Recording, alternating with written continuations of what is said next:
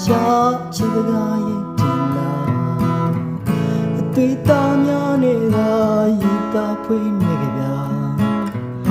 စာနာငေဒနာမောင်အားနာတာရွှေသမီးမျက်လုံးနဲ့ပြုံးပိုင်ရှင်ဟာမောင်တဲ့တနေရာ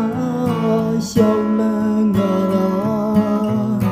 မြင်တော့ချီလာနေပြေးတွေ့တဲ့နွေနွေခုနာနာ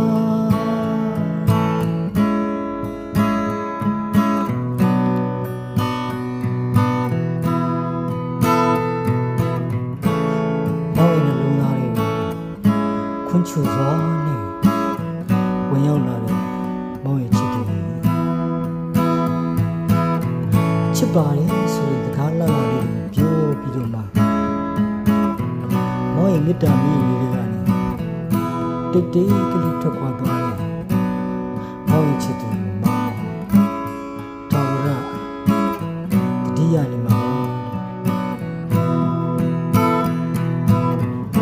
မီလီများမိက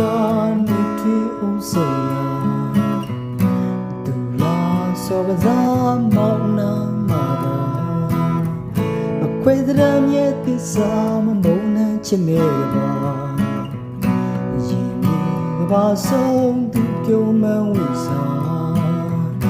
အင်းရှင်မလေးရဲ့ချီရောင်စင်ပြအိမ်မက်ကပါမတကယ်ရင်